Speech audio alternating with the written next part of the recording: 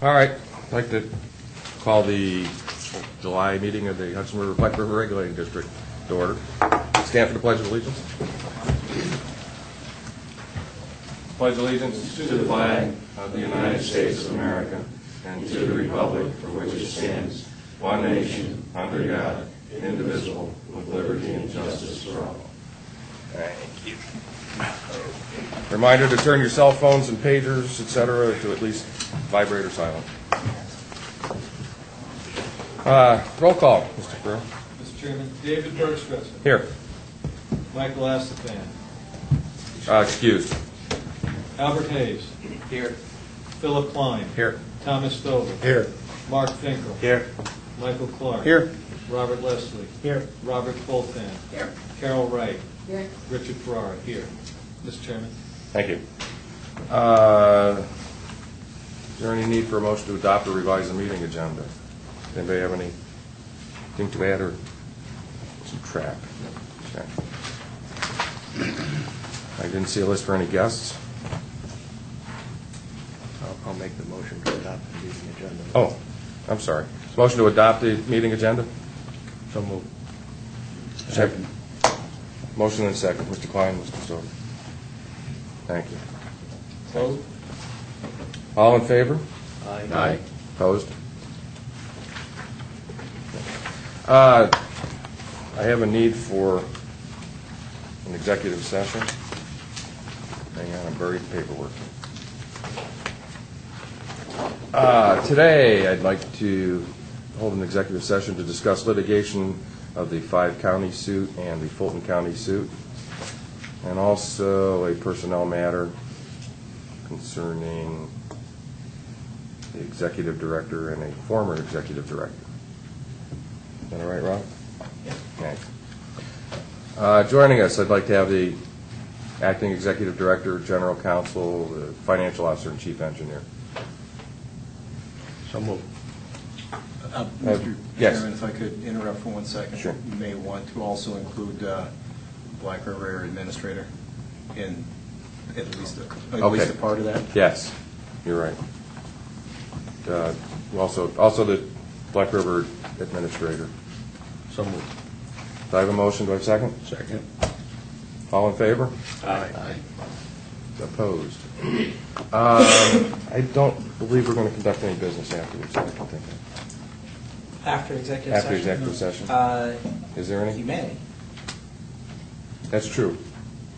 There is a possibility. Yeah. I would anticipate, we can do the executive session at any time in the meeting. Right. No, we'll hold it till the end. Okay. And yes, we may come back out.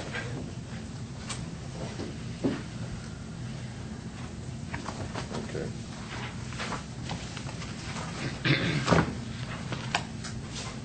All right. Public comment. Mr. Byron? Yes, President. Thank you. Before I start, I noticed all of us have same suntans here. It's a pretty good sign. I'm Dr. Peter Byron, President of the Great Sacandaga Lake Association. As always, I appreciate the opportunity to address the board and share our member concerns. I last addressed the board on May 10th, 2011, and spoke about your response to what was in reality a faulty instrument reading at the Conklinville Dam. At that meeting, we decided that the high waters might be caused by the conditions of the settlement agreement, which you helped develop and eventually signed. At your May meeting, you directed staff to take action either to formally reopen discussions on the settlement agreement or what appeared to be direction to your staff to undertake unilateral action without consulting the agreement signatories and then accept the consequences.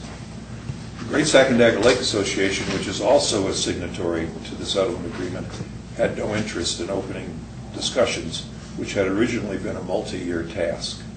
We thought because of your current staffing and fiscal condition, you might appreciate a simpler solution. We met with your staff in the weeks following your May meeting and explained that the agreement already provided flexibility to make the changes requested by your engineer. It is our understanding that our position was then presented by your staff to the New York State Department of Environmental Conservation, DEC. It is also our understanding that this position was confirmed by DEC. During your May meeting and also during our meeting with your staff, it was mentioned that the hydro facilities would oppose any flexibility within the settlement agreement. The GSLA's Lake Level Committee Chair and Vice President Dave Smale informed your staff during our meeting that his conversations with Power Company representatives did not support this allegation. Vice President Smale confirmed his conversation with a subsequent call to the power companies and to your staff. The GSLA has offered its expertise to the regulating district over the years. One of our board members, Dr. Dan Sliva, co-chaired your Citizens Committee, which made recommendations on your proposed permit rule changes. Our Lake Level Committee met with your previous board president and staff and presented a detailed report on how lake level management could be improved. Last month, Vice President Smale addressed your group on lake level management.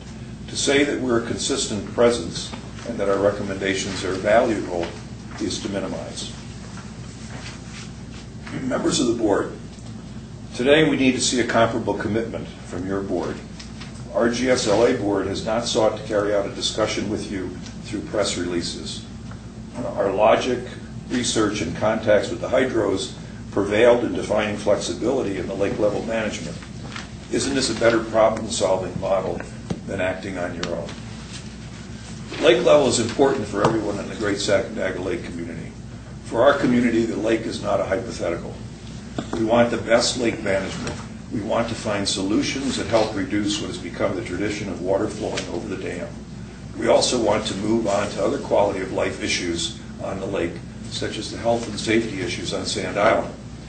If the district board is not a viable or willing partner in helping us find solutions, tell us to whom we should appeal. We need to address these and other issues. Today, we'd like to bring closure to the type of one-way communication which has defined our workings with the district over the years. We meet with your staff and they're courteous and friendly. We address the board with our public comments and receive no formal board feedback. Never have. We appreciate the courtesy, but request board involvement. Our association has always believed that partnership with the district would result in a better lake community. We need to move beyond the standard practice. Together, we need to write a new chapter for the lake. We hope that you join us. Perhaps you don't recall this, but your website has verification of this, that the regulating district board members are asked to sign off on various pledges when they're installed.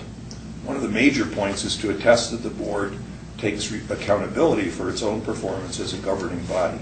For this reason, I come to you. I request the board clarify the current interpretations of the settlement agreement by directing staff to immediately contact the GSLA to establish a date for the meeting between the district, DEC, and GSL, Brookfield Renewable Power, and other organizations that the district believes would be helpful to address outstanding issues of river system flow, lake level management pertaining to the settlement agreement, i.e. full pond levels, erosion control, etc. Designate a board representative to meet with the GSLA and other lake community members to establish a protocol and finally establish activities which will result in the improvements of interaction with the public, including the often statement that I make to you, the establishment of a Lake-wide Advisory Council. Mr. Chair, you have to work with a timeline. Our association also works on a timeline. We have our monthly meeting scheduled on Thursday of this week. At that time, we'll be hopefully discussing your response to our request as we prepare for our annual membership meeting on August 6th in Edinburgh. The issues I'm presenting today are not new to our discussions, both in front of the board and after session. I would trust that you would provide an immediate positive response to our requests in time for my report to our board. Your response will shape the discussions with our membership as we seek their thoughts on our future directions as an association and our relationships with the Hudson River Regulating District Board. Thank you. Thank you. Okay.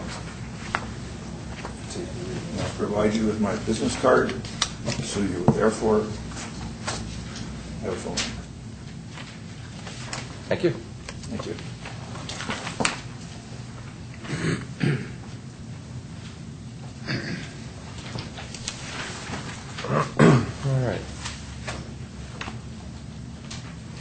Is there anyone else that neglected to sign up, would like to speak?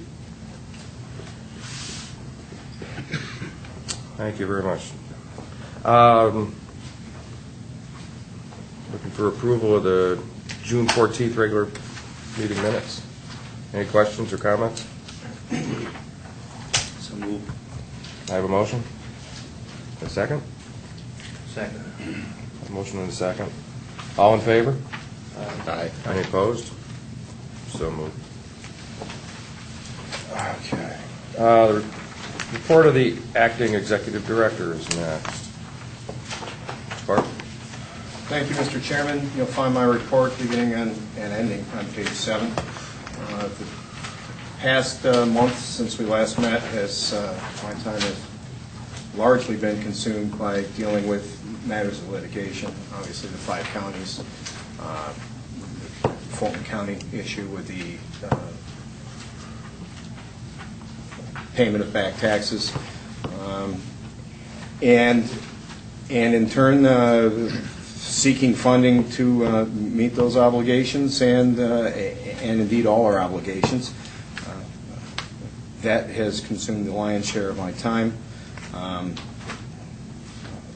Our efforts have included meeting with, we did meet last week with some of the governor's staff, and we are working towards a solution daily, and I'm confident that we will get there.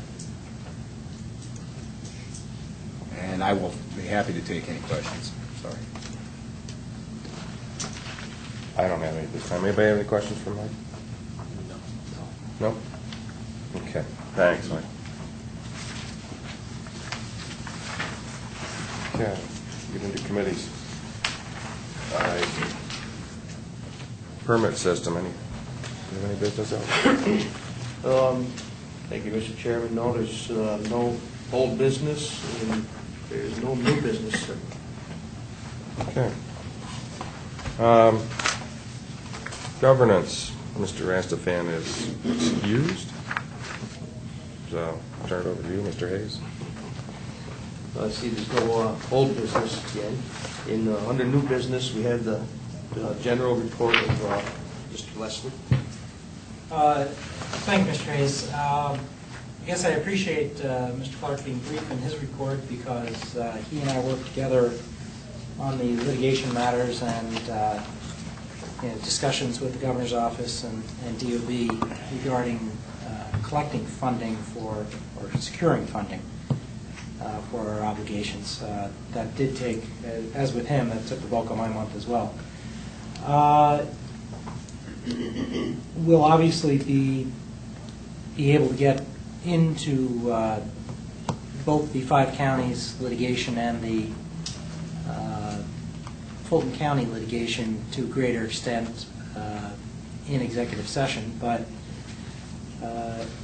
just for the record, the Judge Alisi did render a decision in the Fulton County suit, decision of June 23rd, basically obligated the regulating district to pay the real estate taxes that are owed, a little bit over $3 million. Those are owed to the county and to the school districts. And did not obligate the state to pay those taxes, which keeps the obligation firmly on our shoulders where we expected it. Mr. Farrar, I'm sure, will be able to delve further into the reasons and our experience that we don't have funding to meet those obligations. And as Mr. Clark alluded to, we're working daily to try to figure out how to meet those obligations, including pursuing litigation strategies as well as pursuing other sources of funding and trying to get the state to lend us the money, basically.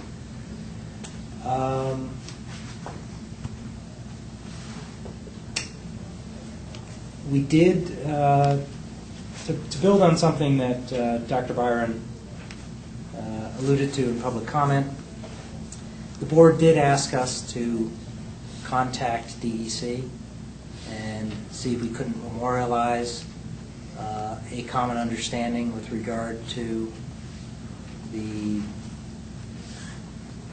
board's interpretation and staff's recommendation regarding the interpretation of the offer of settlement and getting greater flexibility through that.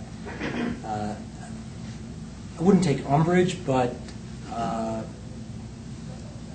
don't want to allow outside groups to trump what staff did.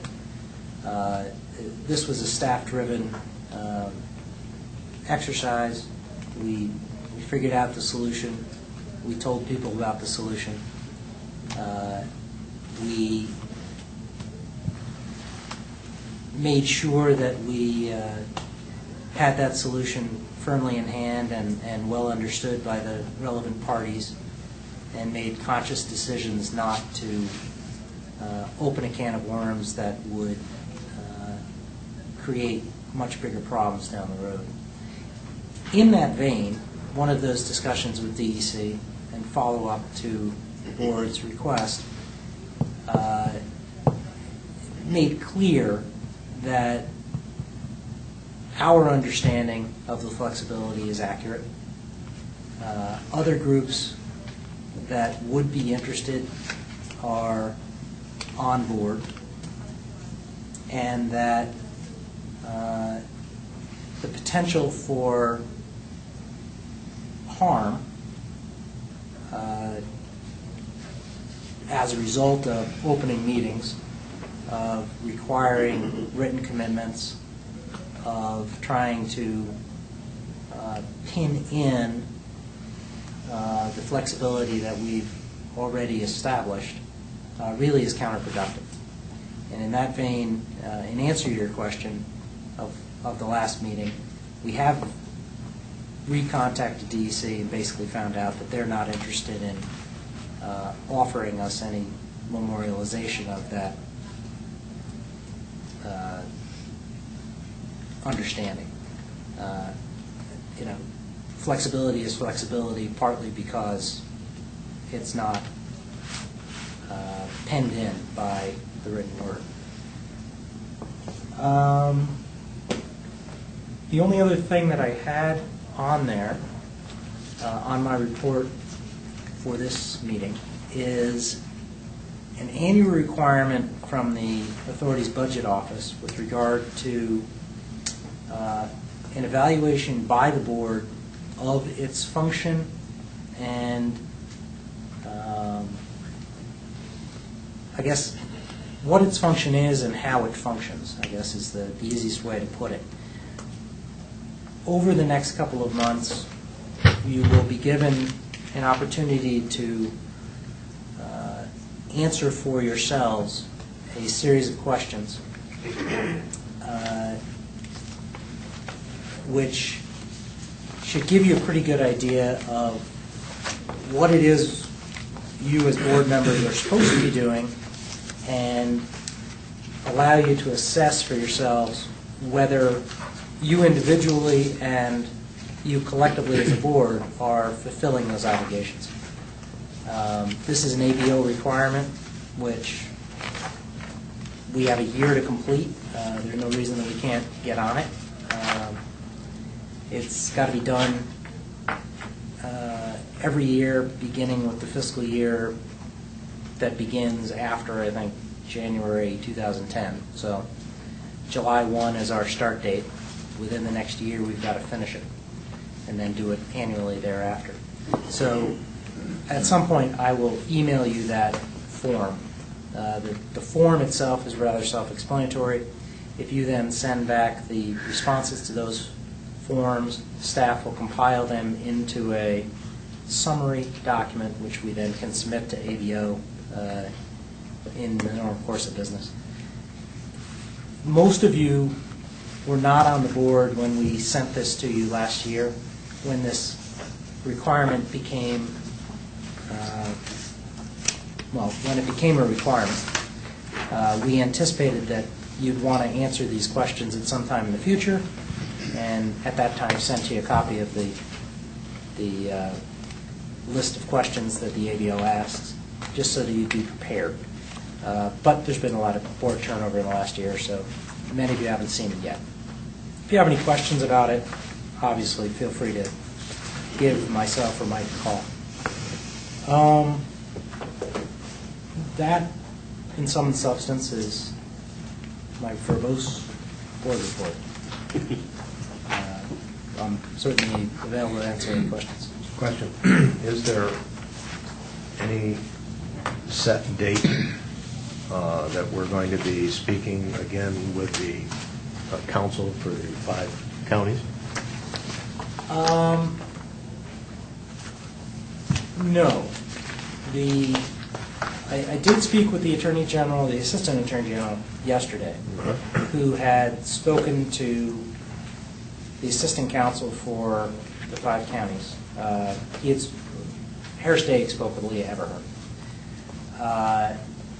And at that point, learned from her that, one, they're confident that their automatic stay as a result of them appealing provides them protection from their obligation to pay us, and that, two, as a result, they don't see any need to negotiate with us. Perhaps this is better for executive session, but we don't agree. And we're going to recommend some. So there's no some meeting steps. scheduled? There is no meeting scheduled. Thank you. Any other questions for Mr. Leslie? Okay, thank you. Finance. Mr. Stover, looks like you're on your own. There are no approval of expenses to take care of, and there's no old business. Under new business, we have the Chief Financial Officer's report. Thank you, Mr. Chairman. Mr. Ferrer. My report is on page 10 and runs through page 16. Also in front of each member and the staff are my complete financials. And the financials for this month are preliminary financials representing the close of the second fiscal year of the 3-year budget cycle, which would be June 30th, 2011. Those financials and all of the numbers contained therein are all subject to adjusting entries that would come during and following the independent audit of the district's financials, which is where I spent the better part of my time this past month. The auditors have already, the independent auditors representing the Bonadio Group have already provided us with their needs, which is basically balance sheets and trial balances and such. And I believe they are scheduled to be in the Albany office the week of, I believe it's August 6th. I'll check that, but they will be in town August. And they generally, following that week, will form all of their sampling, statistical sampling, and we'll do also a great majority of the work back at their own office. And I would expect them to prepare a draft audit, a final audit in time to meet the public authority due date of September 30th of this year. Also, on the state compliance reporting side, the OSC budget request part 203, which the board reviewed last month and approved, was posted on the public authority reporting system, or PARIS, website on schedule. And in terms of the current cash flow, beginning to sound like a broken record, but there still continues to be no material expenditures. So your cash flow charts that are on, I believe, on page 16 continue to illustrate the now downward slide of the available cash flow for the Hudson River area. As of the preliminary June closing, the available funds was at approximately $420,000. On page 2 of my report, I would just point out that the webcasting contract, which the board approved last month, has been signed. And also the independent audit services contract has been signed. And the only outstanding contract currently is an engineering contract for Gomez and Sullivan, which there has been an update. I've been given a verbal notice of approval of that contract, so there are no outstanding contracts. You mean those have been signed by OSC? Say again? By OSC. I don't understand. Those contracts have been signed off on by OSC, Yeah, the message is they have been approved. So, as opposed to Mike signing. correct. Thank you for that clarification. And if the board has any other questions, I'd be more than happy to answer them. Yes, sir. Double question. Sure. Mr. Leslie, the 5 counties have how long to perform their appeal or whatever it was? Their appeal their time to perfect their appeal runs in February of 2012. And then what happens? Rough idea. Timeline, too. Then the judge gets to look at those papers? Yes, they'll file a brief supporting their petition for appeal. We'll file a responsive brief opposing that appeal. How long of a period of time between? I think we have 30 days or so. Okay. We obviously could ask for more time, but I don't think we will. The judge will then, or the court, the appellate court will then render a decision in due course. That could be as quickly as 48 hours if it involves the election of, or the appointment of the lieutenant governor to fill a spot in the Senate, or as long as a year if it's not a high priority for the court. I expect that it would be much quicker than that. So we're looking at March or April, probably of 2012? Right. Boy, we're skinning along here. Okay. Can't cut it much closer. We're heading towards the 11th hour. Thank you.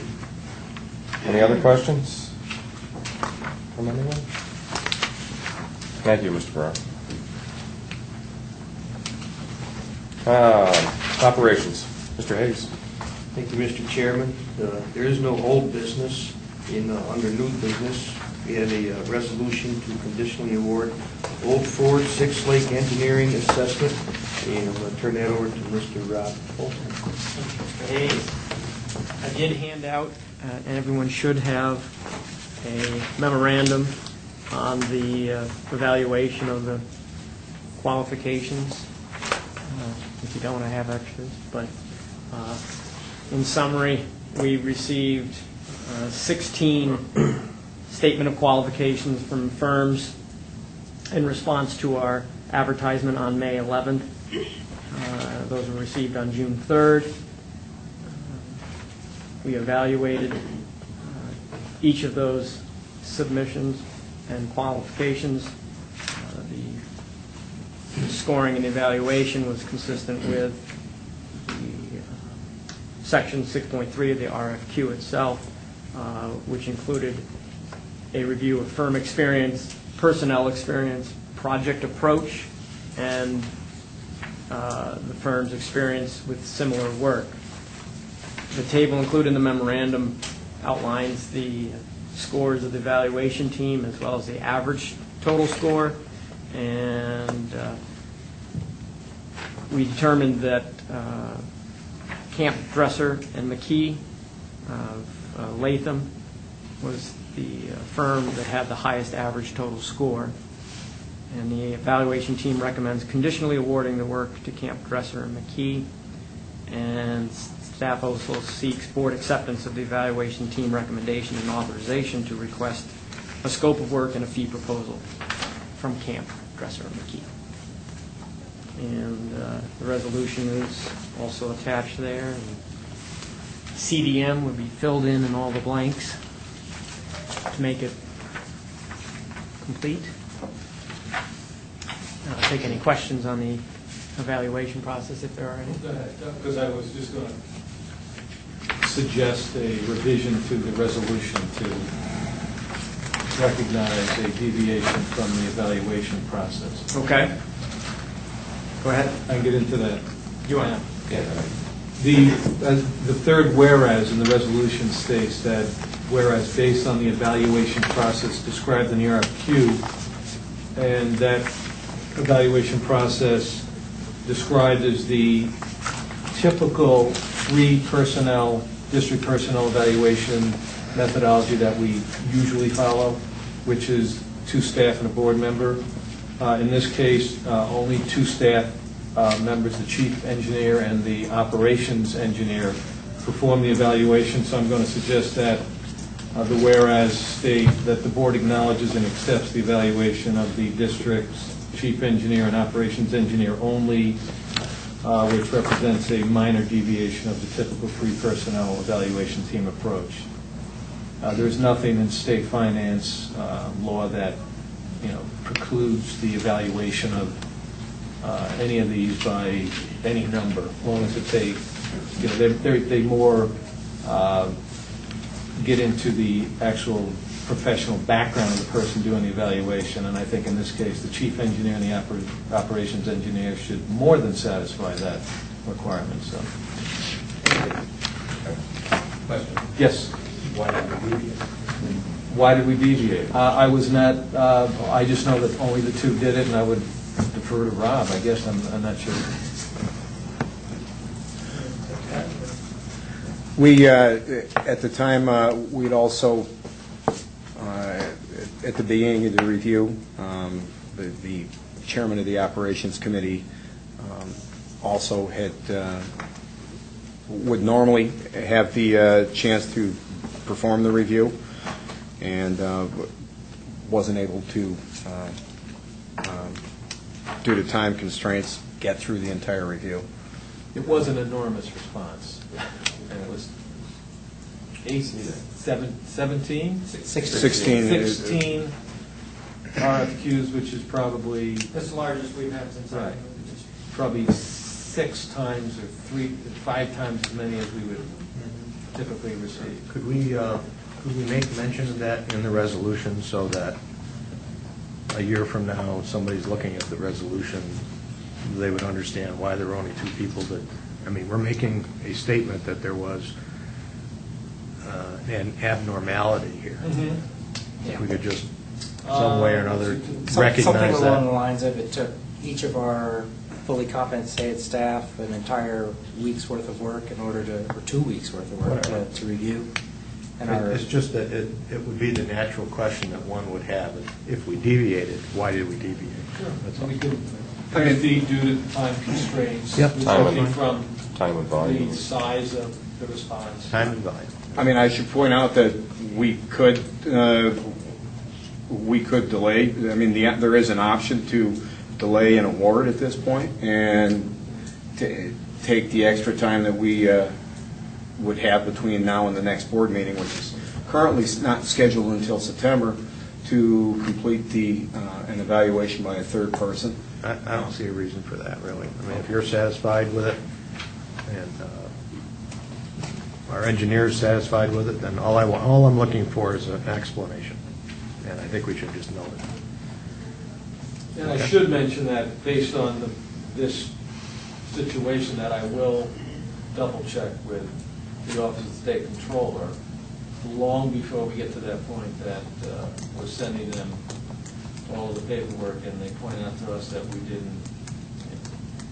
not consistent with our own procurement practices. Okay, good.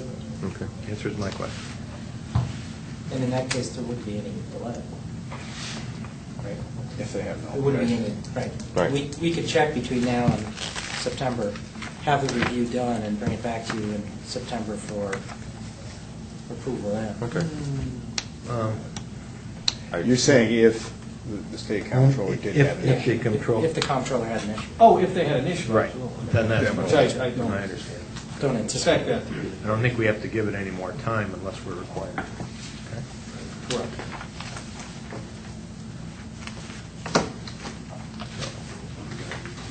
Resolution in front. So, we have a resolution in front of us? Operations done. Operation, I'm sorry. Right? Resolution, yeah. So, you don't have enough people on the committee, so throw it to the board. Open it up to the full board? Yeah. All right, we're going to open this up to the full board. We have a resolution to conditionally award the work associated to the Old Fort Six Lake engineering assessment. Any other further questions? As revised. As revised, I'm sorry, thank you. And it should be noted it's CDM in the blanks. Okay? Yes. Yeah, it's been, CDM has been the approved engineering firm. Okay, I'd make that motion. I have a motion, do I have a second? Second. Okay, motion and second, all in favor? Aye. Any opposed? So moved. Thank you. Back to Mr. Hayes. Chief Engineer's report. Thank you, Mr. Fulton. You're on again. Thank you. My operation report starts on page 20. Having come off a couple of months of above average precip, we dropped back down to a more reasonable or closer to average precipitation, Sacandaga and Indian Lake watershed, and a little bit more reasonable inflow, 140%, 6%, 155% of historic average, and our releases were 154, and 187 at Sacandaga and Indian Lake respectively, in order to compensate for that excess water that was still out in the watershed and still stored. The Black River area, we had 96, 133, and 124% at Stillwater, Old Forge, and Six Lake, respectively, for monthly precipitation. And our inflow to Stillwater Reservoir was about 120% of historic average, and our discharge was about 115% of average. We are now, with the exception of Indian Lake, where we're just slightly below our target at 0.2 of a foot.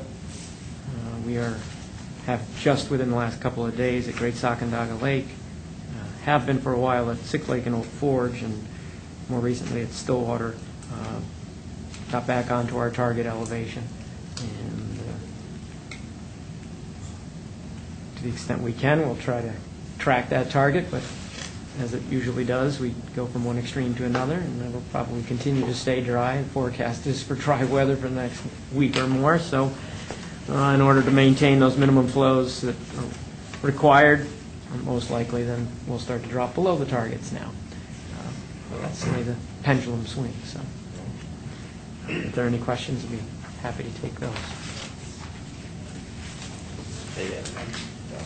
I have none right now. Thank you. Although my daughter had a question as to whether we could get some water for her rafting trips this week. Okay. On the Moose. Last couple of days, it's up in the Moose. Yeah.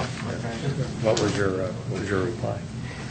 Good luck. You have to wait till October. Thank you, Rob. Next, we have the Hudson River Area Administrator's Report, Mr. Clark.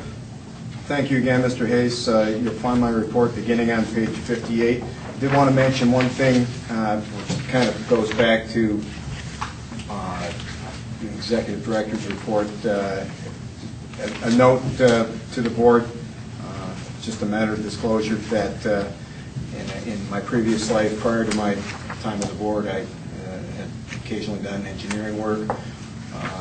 One particular fellow has had an issue with some concrete that he had me inspect, and involved in litigation, and I have been actually subpoenaed to give him expert testimony, which I won't do.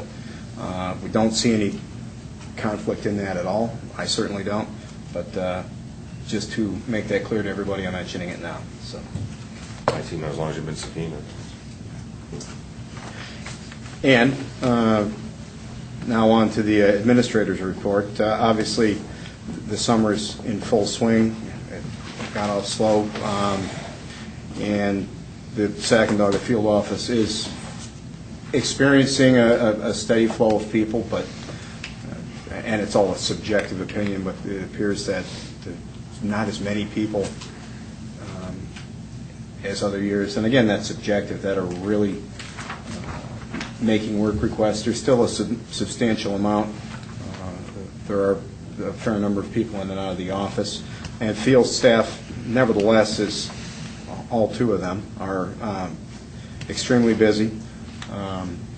Number one, the size of the reservoir, of course, at Great Sacandaga, and also due to additional responsibilities at maintenance with Indian Lake Dam that still come up, and even though it's not spoken of nearly as often as Great Sacandaga is, of course, does require maintenance periodically, and that consumed the time of some staff over the last month, and will periodically throughout the summer and into the fall.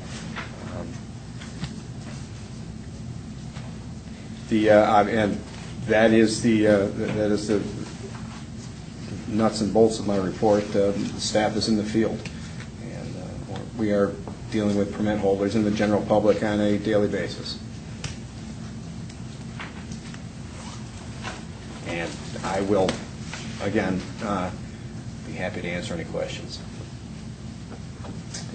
I have none right now. I do want to thank you for the tour of the lake. It was the first time I've been on your lake. It's very, very nice. Me too. And Mr. Stover. If anybody's interested, we did take a boat tour yesterday for a few hours. What a nice day. And thank you, Mike. Next, we have the Black River Area Administrative Report, Mrs. Wright. Thank you, Mr. Hayes. My report begins on page 63. We too, in the Black River area, are in full swing for our summer operations. We have applied our second application of fertilizer and lime to the Stillwater Dam in Dike area. And just recently have inspected Gate 3, and we anticipate doing the same thing in Gate 3 that we just previously did in Gate 5, removal of the stem and displacement of the stem. So that will take up a lot of our time and our normal operations. The assessments to the Black River area have been mailed out last week to our beneficiaries from the Black River area office. And I too will take any questions. I have No, I have no questions. Thank you. Thanks. Thank you. All right. That being concluded, is there any old board business to be discussed? I think I'm going to save mine until the executive. I'm going to save mine for probably after the executive session. Any new business to be brought by the board, up by the board? This is getting easy. Any questions or comments from the board? No. I have none. I have none at this time. All right. Resolution for the next board meeting to be held at the Lowville Town Offices in Lowville, New York on September 13th. Do I have a motion? No motion. All right. I have a motion. Do I have a second? Second. A lot of those. I have a motion and second. All in favor? Aye. Opposed? All right, now I guess we'll go into executive session, and there may be business when we come out. And I apologize for my confusion.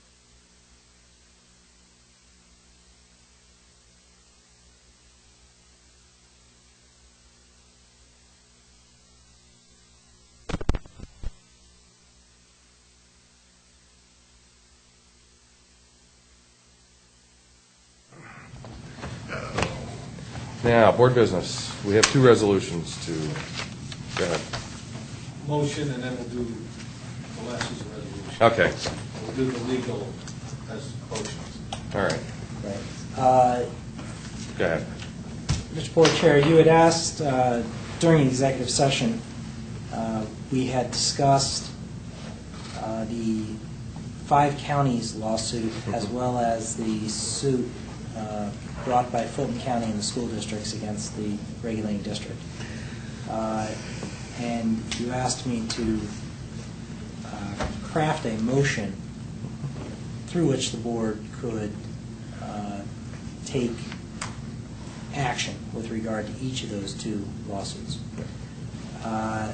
With regard to the Fulton County case, that case resulted in a decision of Judge Alisi, which dismissed the petition brought by the school districts as against both the county, as against both the state and the district, as well as dismissed that portion of the county suit that brought a challenge claiming the state should pay those taxes. The portion of the suit brought against the regulating district by the county, the judge found in the county's favor and ordered the regulating district to pay $3,045,000 by within 30 days of the rendering of that decision. The board has discussed this and determined that they would like to appeal that decision. The Attorney General, who is representing, the Assistant Attorney General, who is representing the district in that case, has asked that the regulating district offer a letter asking that the Attorney General appeal that decision. Therefore, I guess the motion would be that the district board finds it prudent to bring an appeal of the Fulton County Supreme Court decision dated June 23rd, 2011, and ask that the Attorney General bring that appeal. Okay, and also? There is a second motion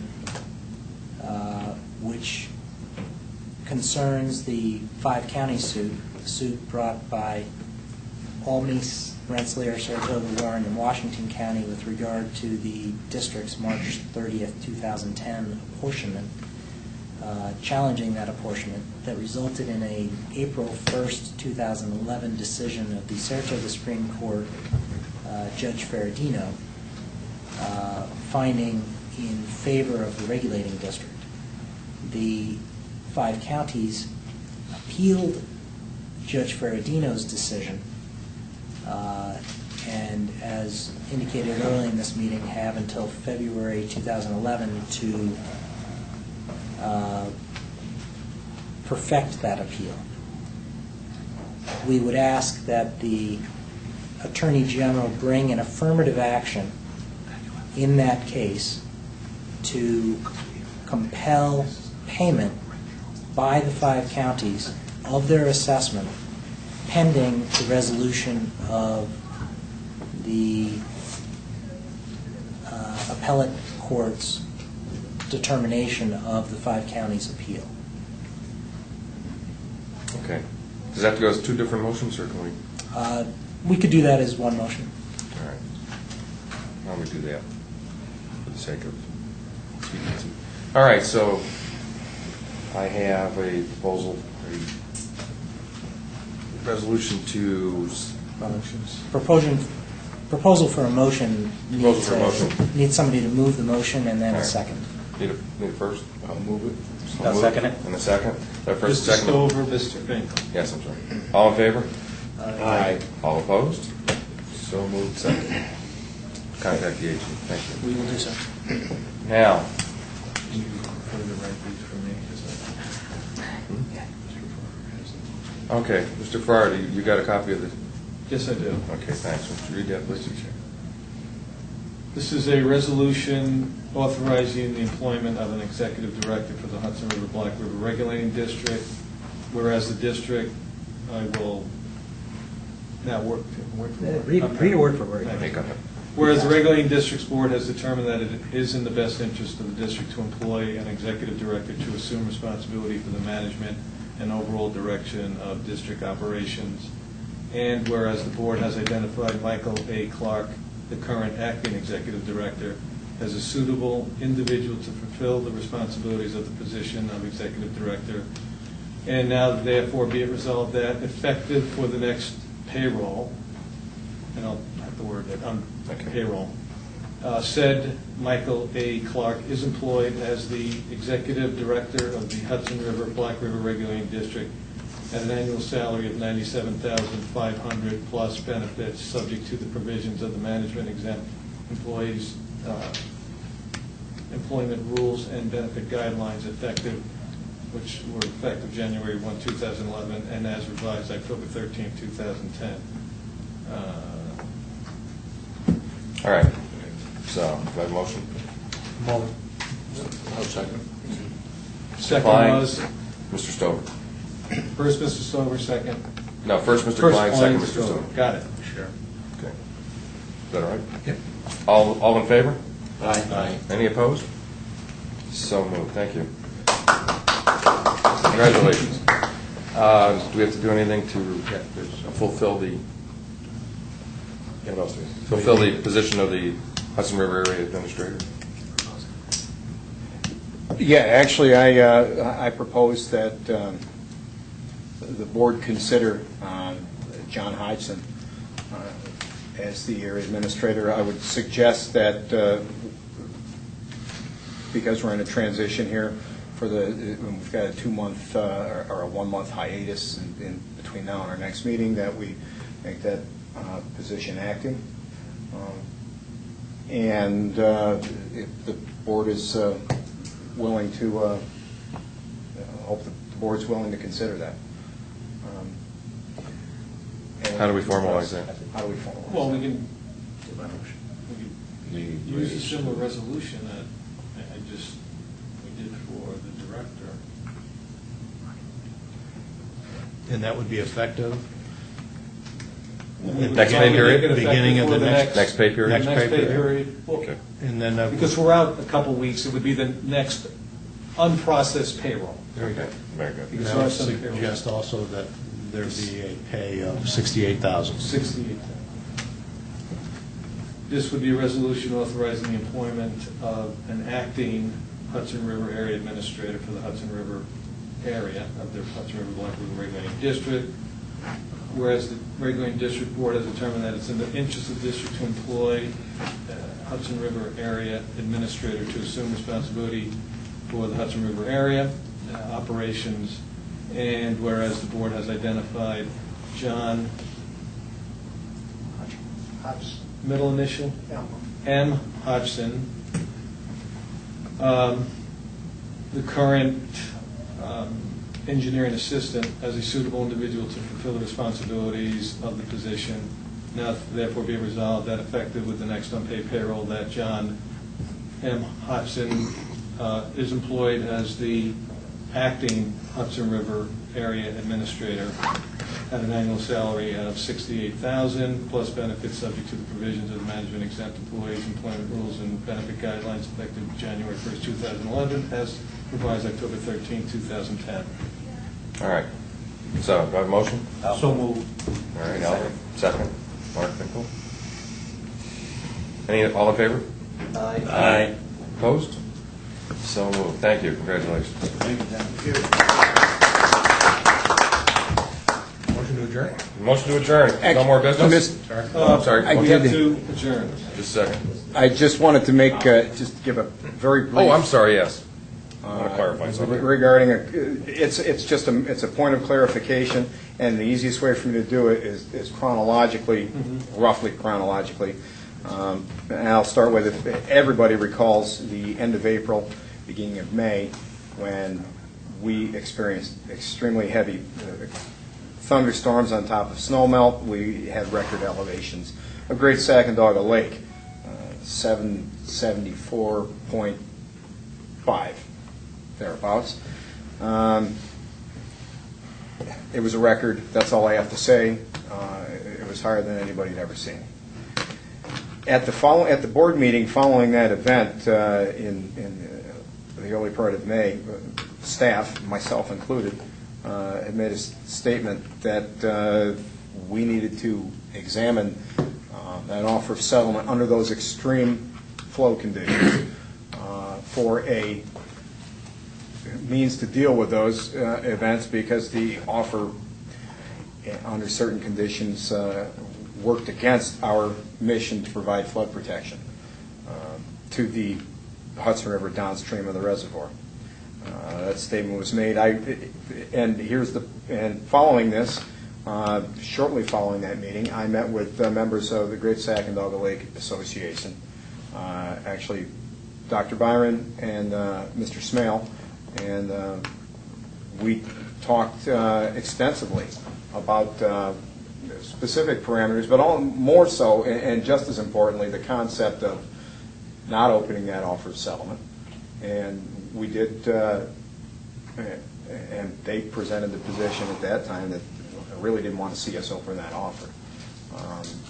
And shortly after that meeting, and to be honest with you, I don't know if it was shortly after or shortly before. I believe it was just after myself, the chief engineer, and our general counsel met with the attorney's main office, DEC, who had also shared an opinion that was similar, and strongly suggested that we had latitude within the current offer to deal with those situations.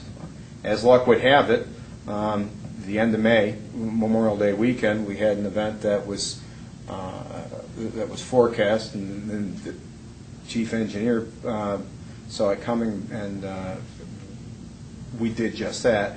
As the offer of settlement specifies, we notified DEC of our intent to take exception to the offer of settlement, and releases were increased from Great Sacandaga Lake for a week, plus or minus a day, and that was a direct attempt to mitigate the reservoir exceeding the spillway. It did still exceed the spillway, but not by as much as it would have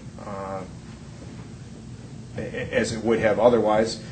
And following that event in early June, I and the general counsel met with the regional director, DEC, to just retrace or rehash the events and discuss our efforts to control the elevations of Great Sacandaga, and the steps that we took to actually increase releases from the reservoir beyond what the offer would normally allow. And they concurred at that time. Also, the regional office, the regional director, and their supporting staff concurred with our decision to do so in the manner that in which we had actually deviated and took the exception, and they felt that it was well within the offer of settlement and within our ability to do. And I guess I'm just offering that as a point of clarification, so that there is a. Just a point of privilege. One comment. I believe that the intent of Mr. Clark's point here was to indicate to the board that a comment made by general counsel was misinformed. Now, I expected that. I would really like to hear that, because I in no way would misrepresent the fact that we were the ones who went to Mr. Clark, talked to him about flexibility, as I explained in my speech to you, and it was not as defined by general counsel. I appreciate just the board accepting that and perhaps stating that that is the case.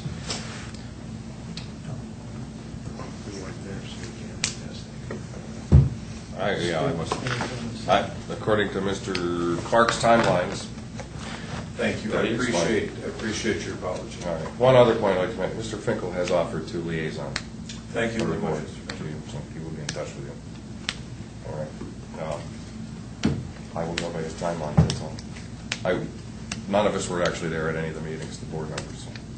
Thank you. Okay. I appreciate your call. All right. Anything else? Motion to adjourn. Motion to adjourn? I have a motion. Do I have a second? Mr. Klein? Fine. Mr. Second, Mr. Hayes. All right. All in favor? Aye. Opposed? 4:17.